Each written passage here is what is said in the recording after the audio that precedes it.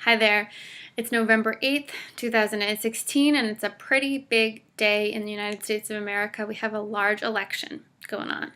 And the point of this talk isn't actually political at all, but I want to see if we can take a look at the external media and political situation as actually a reflection for something that's happening within each of us, every single person, be it man or woman. My question is, how did we get here? How do we have, on the one hand, Hillary Clinton for the Democrat Party, and on the other hand, Donald Trump for the Republican Party? And my answer, it's a partial answer, and just leads to more questions actually, but it's really what is the state of the feminine energy in the United States and on the planet?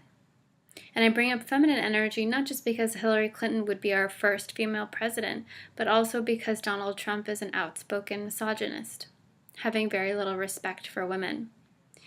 And although it might be very easy to blame Donald Trump, or if he gets elected, to blame all of these people that voted for him, be them man or woman, the point of this talk is actually how can we internalize not that self-hatred, but this outward expression of something that might be happening within each one of us. What I mean by that is, where within us do we see or find behavior that's like Donald Trump? Do you always say wonderful things to yourself? Or are you very critical? Do you criticize your body needlessly? Have you ever put yourself in a position with a man or a person of authority and done something that you didn't want to do, that wasn't specifically coerced out of you, but that you gave from yourself even though you didn't want to? Basically betraying yourself. Where do you give of yourself when it's too much?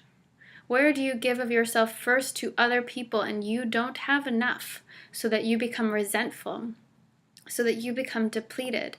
You begin to blame them and call them takers and greedy. And this is the point of this questioning, isn't to say you're wrong or to criticize you further. It's to point out that if we first and foremost nurture ourselves, if we depend and rely on ourselves for the primary source of love in our life, if we first and foremost rely on ourselves for joy, for excitement, yes, having that in relationship with other people, but not relying or needing those other people to fulfill or satisfy anything within us, then how would that dynamic with other people change, and change for the better?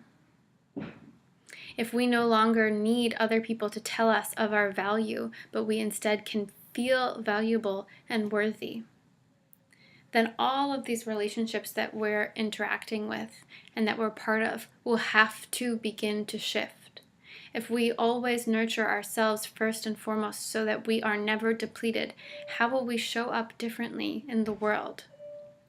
How will the greater balance that we achieve within our own life affect and radiate out around us, to all of the people, all of the relationships in our lives, so that people who are currently greedy and entitled and misogynistic have no choice but to deal with us changing, to deal with our strengthened boundaries, with us saying no, with us no longer giving when it doesn't feel comfortable. And it's not their responsibility to tell us when we need to stop. It is ours and ours alone. So whatever the outcome of the election is today, I hope that we can find new, renewed strength within ourselves to know that we have the ability to change the world as we begin to have better relationships with ourselves, and then allow that enhanced self-love and self-care and self-nurturance to radiate around us to all the people that we interact with. And also to be that role model for all of the young women that we see around us and all of the young men. that they know how to treat us because we tell them. So everybody have a great rest of your evening celebrating, and please consider not just blaming all of these other people in the world, but finding your own sense of responsibility, not guilt, not blame, but so that you can take back your own power and reclaim the space that you deserve in this world, that no other person can give you or needs to give you, because you occupy it and you deserve to occupy it. And all of those needs and all of those wants that you have, that you deserve to give to yourself.